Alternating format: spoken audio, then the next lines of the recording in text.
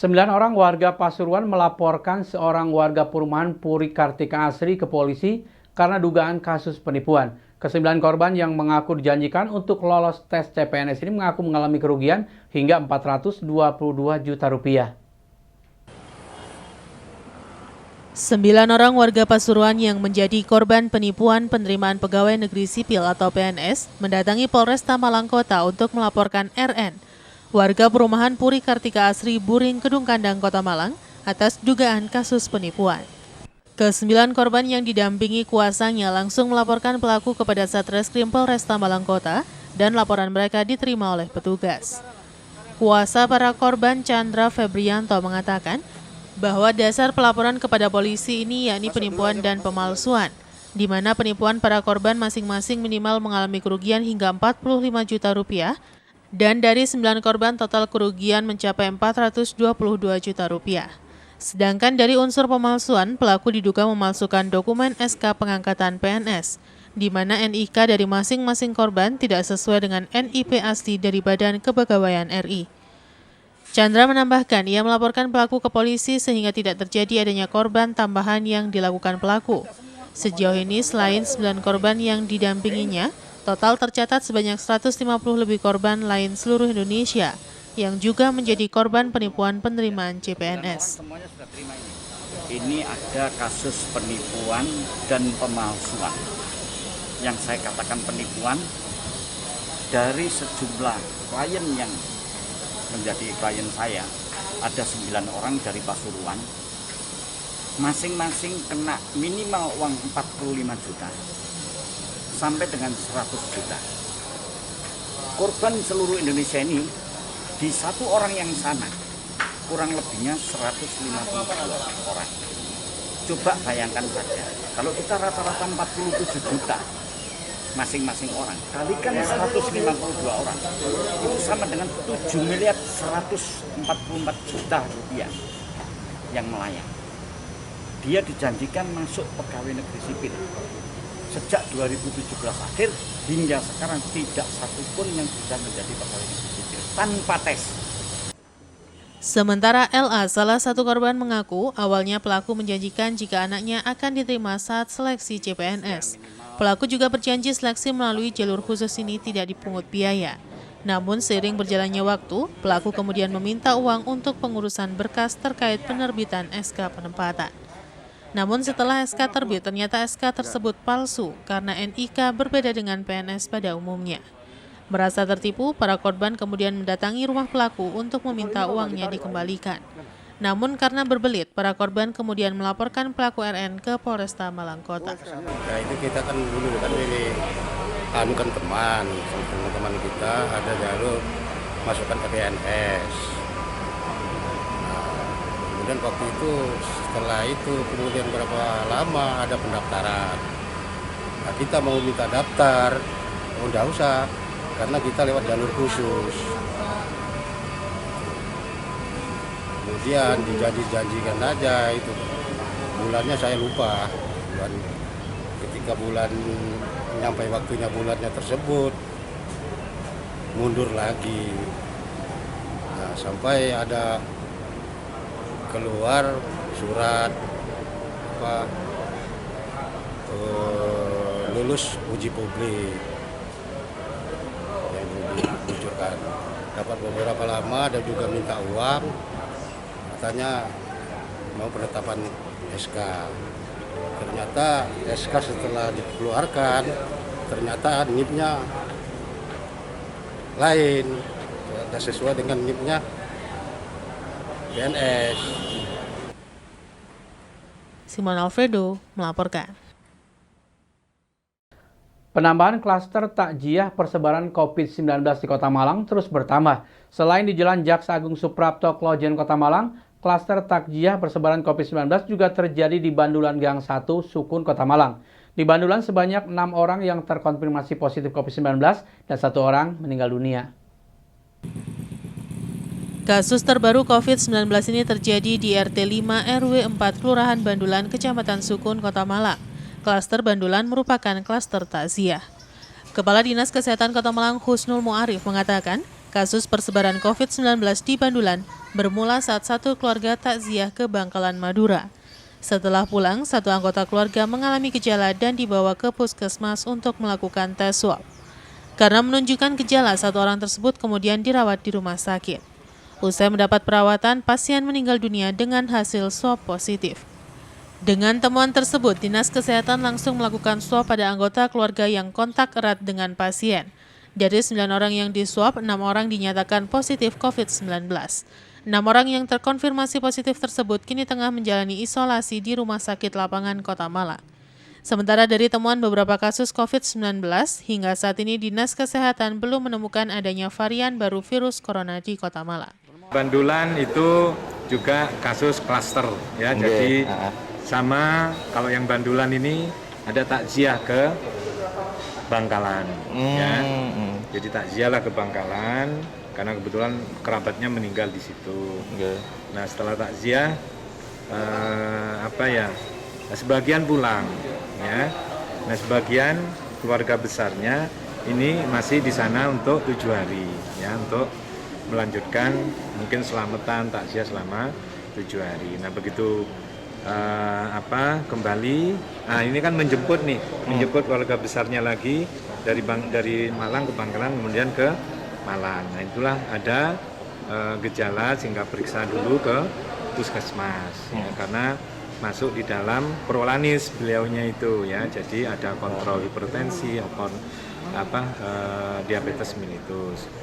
Nah, dapat 3 hari kemudian beliaunya rasa sakit, kemudian diperiksa di Panti Nirmala rumah sakit, kemudian dirawat inap ya karena kondisinya, kemudian dapat 2 malam 3 hari meninggal dengan hasil swab yang positif. Simon Alfredo melaporkan. Satuan Polisi Pamong Praja Kota Batu mengancam tindak tegas pengembang perumahan nakal lantaran pengembang nekat melakukan pembangunan hunian di zona pertanian, bahkan tidak memiliki izin. Ancaman dilakukan sesuai dengan peraturan daerah tentang rencana tata ruang wilayah. Perumahan yang berada di Dusun Bulu Dendeng, Desa Blukerto, Kecamatan Bumiaji, diduga telah melanggar peraturan daerah Kota Batu tentang rencana tata ruang wilayah. Pelanggaran lain yang dilakukan pengembang perumahan terkait alih fungsi pemanfaatan tanah pertanian milik warga yang semula sebagai kawasan putih, kini oleh pengembang diterjang menjadi kawasan kuning. Kepala Satpol PP Kota Batu M. Nur Azim menegaskan bahwa pembangunan rumah di perumahan ini telah melanggar Perda RT/RW Kota Batu. Bahkan pihak perizinan sendiri tidak diperbolehkan memberikan izin untuk pembangunan. Meski sebelumnya telah ditindak pidana ringan, namun kini pihaknya tidak memberikan toleransi dan akan menutup paksa dan menghentikan pembangunan di perumahan ini. Diketahui pada bulan Desember 2020, legislatif dan eksekutif telah melakukan sidak dan memberikan sanksi tipiring kepada pengembang perumahan. Namun bukannya jera, pengembang justru nekat melakukan pembangunan di kawasan tersebut. Rencananya terkait pelanggaran yang dilakukan pihak pengembang perumahan, pemerintah Kota Batu melalui Satuan Polisi Pamong Praja akan memasang garis larangan dan penghentian aktivitas kerja. Mengadakan sidak ke sebuah lokasi tempat usaha perumahan yang disinyalir bahwa perumahan ini tidak berizin. Kemudian setelah kita lihat lokasi, ya memang lokasi ini sejak tahun 2020 ini ada rekam jejaknya sudah ditindak oleh Satpol PP secara administrasi. Kemudian di tahun 2020 juga di akhir tahun kemarin kita sempat karena sudah ditindak secara administrasi masih membandel, dia ada beberapa yang dibangun, akhirnya kita tipiring. Nah, sudah ditipiring, setelah ditipiring semuanya kita serahkan ke perizinan untuk dilakukan wasdal pengawasan pengendalian, dan pada hari ini ternyata bangunan itu masih tetap berlanjut. Yanto Yanjung melaporkan. Terima kasih Anda masih bersama kami Info 7 Malang Raya.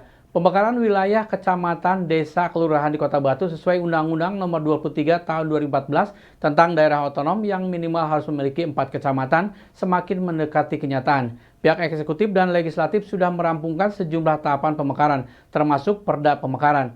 Perda ini menjadi payung hukum pertama yang dijadikan pijakan pemekaran desa, kelurahan, serta kecamatan yang segera direalisasikan di Kota Batu. Wacana pemekaran Kota Batu sesuai Undang-Undang Nomor 23 Tahun 2014 tentang daerah otonom yang minimal harus memiliki 4 kecamatan kembali diperkuat oleh pihak eksekutif dan legislatif.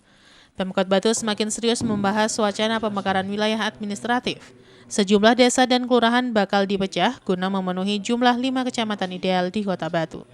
Seperti diketahui saat ini di Kota Batu masih ada 3 kecamatan, yaitu Kecamatan Batu, Jonrejo, dan Bumiaji, yang belum memenuhi aturan dalam Undang-Undang Nomor 23 Tahun 2014 tentang pemerintahan daerah, bahwa suatu daerah, kota, atau kabupaten minimal 4 kecamatan.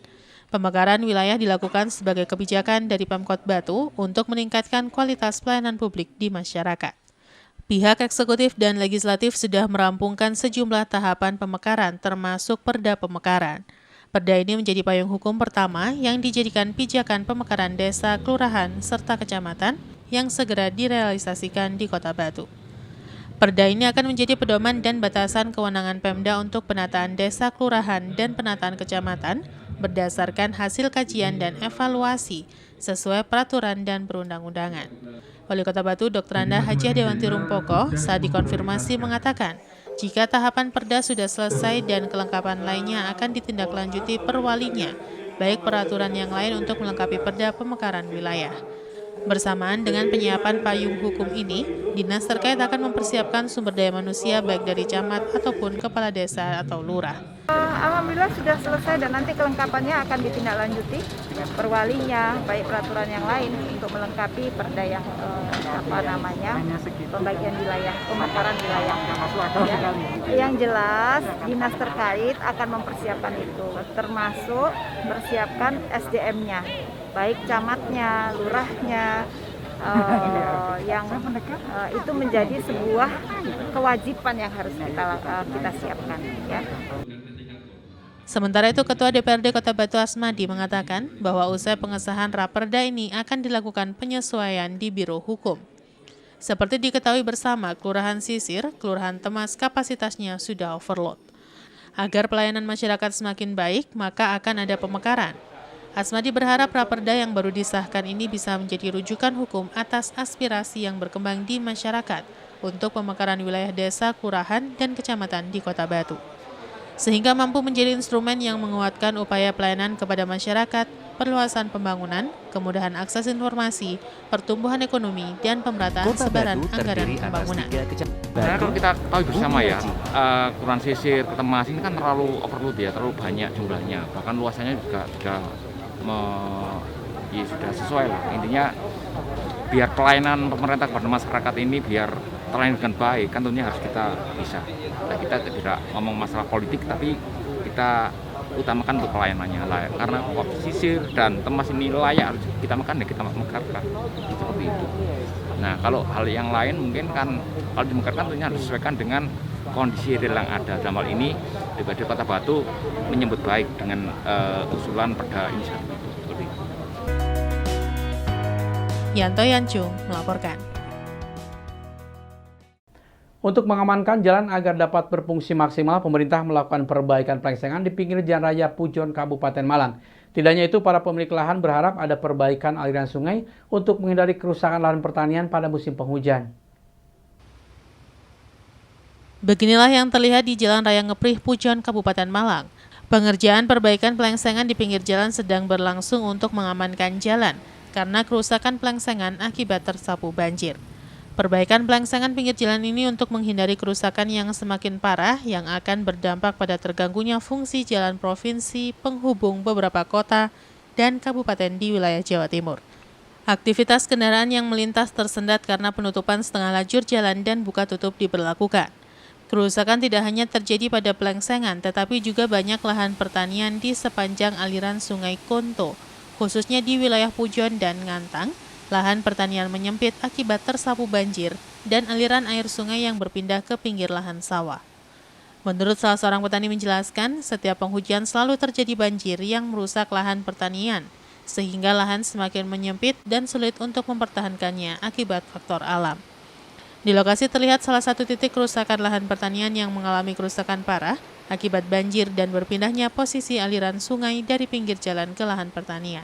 Para pemilik lahan berharap ada perbaikan dan pemindahan jalan aliran air sungai dikembalikan ke posisi awal dekat pinggir jalan agar lahan pertanian tidak semakin menyusut dan berkurang pada musim penghujan.